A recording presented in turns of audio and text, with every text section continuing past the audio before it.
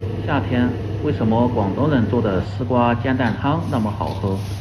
自己在家总感觉做不好，其实是有一些小技巧的。今天就和大家分享丝瓜煎蛋汤的家常做法，不用放鸡精、味精，很适合家庭操作。接下来就跟着我的视频看下具体是怎么做的吧，几分钟就能够学会。首先来准备2个新鲜的鸡蛋和1根丝瓜。有很多朋友做出的丝瓜汤颜色容易发黑，其实第一步这个挑选丝瓜就错了，一定要挑选新鲜、水分足而且偏嫩的丝瓜。再来准备少许的虾皮，主要是增加汤汁的一些鲜味。当然有条件的最好是放上一些新鲜的大虾，汤既好喝，而且吃起来还有口感。少许的干木耳提前用凉水浸泡1小时泡透，再把丝瓜的外皮削掉不要，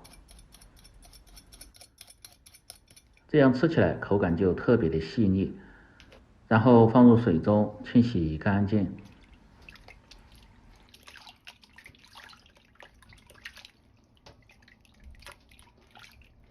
再倒入泡透的木耳。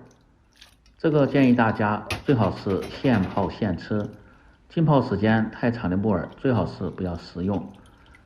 把根部一定要掐掉一些，因为这些都是木屑和泥沙，要不然吃起来会影响口感。再撕成大小均匀的块儿，这样方便食用。一定要多清洗几遍后再捞出控干水分，再把鸡蛋也倒入水中清洗一下，主要是去除掉表面的一些其他残留，这样吃起来才健康。没有鸡蛋的，用新鲜的鸭蛋或者是鹅蛋都可以。接着来切丝瓜，先把头尾切掉不要，再从中间一切为2。可以看一下，这丝瓜很有弹性，这里边的籽也特别的嫩。这种丝瓜做出来既好吃，而且还不易发黑。然后切成稍微厚点的片，不用切得太薄，因为这些新鲜的蔬菜煮熟后缩水都特别的大，切得太薄吃起来就没有口感。然后先装入盆中。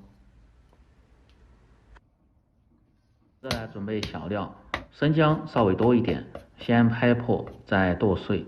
小葱2根，清洗干净后，把葱白部位切成段，和姜放在一起，这是用来炝锅的时候用。葱叶切成葱花，这个是出锅的时候再放入，汤的味道喝起来就特别的香。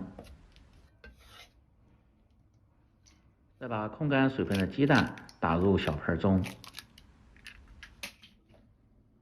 这时候一定要放入5克左右的白醋，主要是去除鸡蛋的腥味，而且炒出来还会更蓬松一些。用筷子向一个方向搅拌至鸡蛋冒泡就可以了。全部食材准备好后，接下来进行下一步操作：起锅，把锅底的水分先烧干。再放入适量的植物油，先把锅润透，然后保持中火倒入打好的鸡蛋液，这样炒鸡蛋的时候就不会粘锅了。然后把中间的蛋液用勺子盛在边缘，这样受热均匀。当然也可以直接用整的鸡蛋或者是鸭蛋煎成荷包蛋来做，当然这个方法更好操作一些。一面煎至定型出香味后，再翻面煎另一面。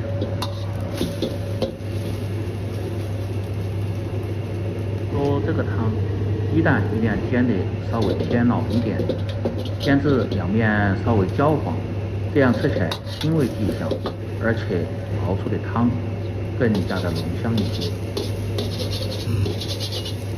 最后用勺子或者是用刀切成大小均匀块，这样方便使用。然后盛出。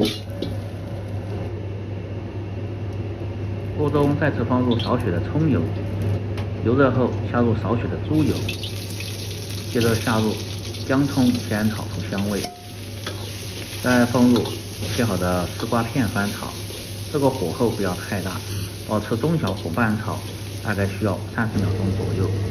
要想做出的丝瓜煎蛋汤好喝，切记不要下锅就煮，一定要提前煸炒下，这样做出的汤味道喝起来还更香。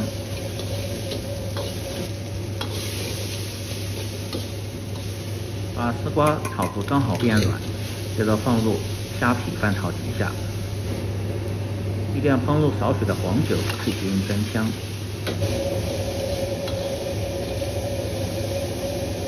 翻炒几下后，倒入适量的开水，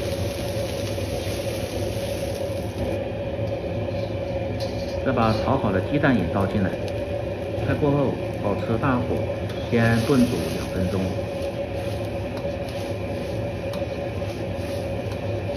可以看一下，汤汁很快就变得比较浓白了。这时候最好是盖上锅盖焖煮，这样做出的汤汁又浓又香。再放入洗干净的黑木耳，炖至10秒钟左右。调味只需要放入适量的盐和少许的胡椒粉就可以了，不用放鸡精、味精之类的。这样做出来的汤汁喝起来本身就特别的鲜美。一定要把调料化开后再倒入锅中，最后放入切好的小葱花，有条件的还可以放上一些泡好的枸杞。当然这里边还可以根据自己的喜好放上一些新鲜的菌类食材，这样做出来的丝瓜煎蛋汤喝起来既鲜美又营养，关键是很适合家庭操作，特别的简单。做上这么一锅，全家老小都特别的喜欢吃，既可以吃菜又可以喝汤，鲜香味浓，老少皆宜的丝瓜煎蛋汤就做好了。喜欢的朋友记得帮忙点赞、评论、转发、收藏，我们明天再见。